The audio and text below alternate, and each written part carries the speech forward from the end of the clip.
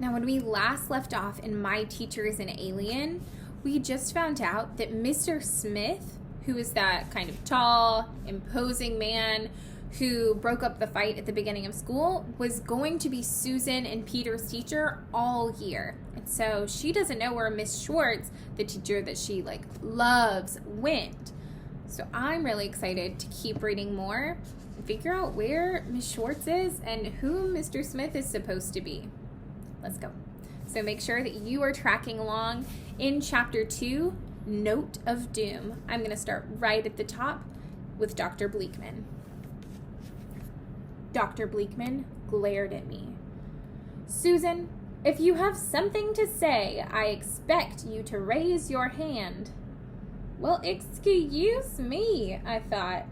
But there was no sense in making things worse than they already were. So I raised my hand. When Dr. Bleakman pointed at me, I said, as politely as I could, "What happened to Miss Schwartz?" "That is a private matter," replied Dr. Bleakman. What was that supposed to mean? Was she pregnant? Did she have some horrible disease? Did she get fired? And whatever it was, why hadn't she warned us? Why hadn't she said goodbye? Without thinking about what I was doing, I stood up and said, "I want to know where she is." Dr. Bleakman looked at me in surprise. His cheeks got redder. "Do you know the meaning of the word private, Miss Simmons?" he asked. "Yes, sir," I said quietly and slipped back into my seat. While I sat there, fuming, Dr. Bleakman blathered on about how he expected us to behave for our new teacher. Then he turned us over to Mr. Smith and left the room. As I watched him go, I wondered if Dr. Bleakman had secretly fired Miss Schwartz. I had always suspected he didn't like her, mostly because she didn't do things by the book. I had heard them arguing about it once when I came back to school to get some papers I had left behind. "Miss Schwartz, I must ask you to show some more respect for the curriculum," Dr. Bleakman had been saying when I walked into the room. Boy, that set Miss Schwartz off. "Can't you respect the fact that kids are learning?" she asked angrily. She grabbed the sides of her head in frustration. Clumps of her frizzy black hair struck out between her fingers. "Listen, Horace, the kids will get more out of 6 weeks of doing a play than 6 months of dittos and workbooks." Suddenly, I wondered if having Mr. Smith meant that we wouldn't be doing our play. I began waving my hand in the air again. "Yes, Miss Simmons?" asked Mr. Smith. Miss Simmons again? Were we going to have to talk like that for the rest of the year? "Are we still doing our play?" I asked. Mr. Smith lifted one blonde eyebrow in astonishment. "Play?" he said. "Of course we're not going to do a play. We're here to work." I sank back into my seat. 6th grade was going bad faster than a dead fish on a hot day. I could hear the other kids start to murmur their protest. Mr. Smith slapped his ruler against the desk. "Dr. Bleakman hired me to straighten this class out. I can see now what he told me about you was correct. Things have gotten completely out of control in this room." Actually, that was only half true. Our room wasn't out of control. It just wasn't under Dr. Bleakman's thumb.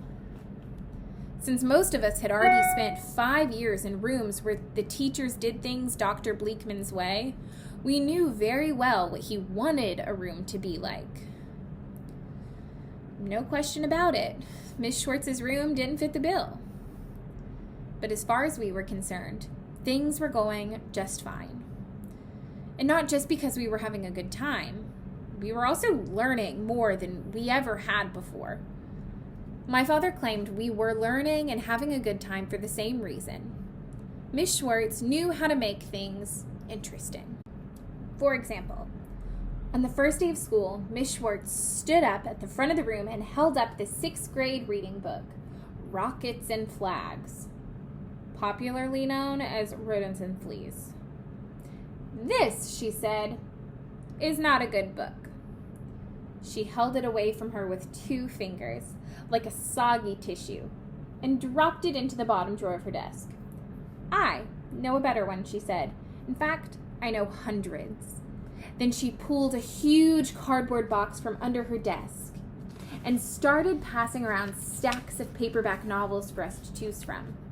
We spent the rest of the year reading real books. Sometimes we all read the same one, sometimes we all read something different. I remember mornings when we spent the entire reading period arguing about what some character should have done. Kids who had never liked reading before were really getting into it. Unfortunately, Mr. Smith didn't believe in that kind of thing. In fact, the first thing he did after taking attendance that morning was pass out copies of Rockets and Flags. Miss Schwartz always read aloud to us, sometimes twice a day. She read wonderful books like The Hobbit and The Sword in the Stone. When someone asked Mr. Smith if he was going to read out loud, he gave them a funny look and said it was a waste of time. Well, you get the picture. Over the next few weeks, Mr. Smith straightened us all out, all right. But you know how boring a straight line is. We had no more surprises. We pretty much stopped laughing at school. Things weren't terrible. They were just awfully grim.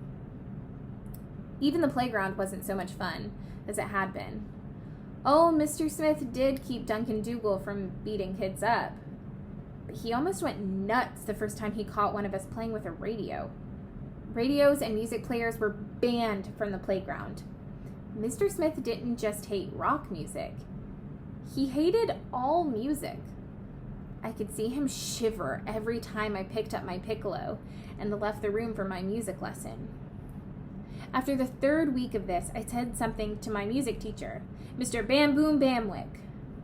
Actually, his first name was Milton. Everyone calls him Bam Boom because of his preference for thundering marches. Mr. Bamwick sighed. "Susan, you have to understand that not everyone appreciates the finer things in life," he said. I guess that was as much support as I could expect.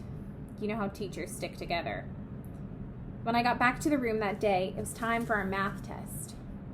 I finished the test early. I was still feeling cranky about Mr. Smith's reaction to my piccolo, so I decided to write a note about it to Stacy. "Mr. Smith is a total creepazoid," I wrote. That felt so good, I decided to keep going. "He's totally ruined this class. Our whole year has gone down the tubes. The man is a total Philistine." Philistine was a word I had just learned from my father. It means someone who has no appreciation for art and beauty. Thought it was a neat word, and I was using it every chance I could get. A few more sentences and I was really wound up. This note was turning into a humdinger. At the bottom, I drew an extra tall, extra skinny Mr. Smith holding his ears while I played the piccolo. It wasn't a very nice picture, but when it was all done, I felt better. I slipped the note under my test and waited for a chance to pass it to Stacy. I began to thinking about how she'd react to my picture. I imagined her laughing so hard she fell off her chair. Unfortunately, while I was daydreaming, Mr. Smith started collecting our papers. By the time I saw him walking up my row, it was too late to move the note. As I watched in horror, he snatched up my test and my note along with it. A wave of terror washed over me. I watched Mr. Smith walk away with my nasty note. I closed my eyes and swallowed. I was doomed.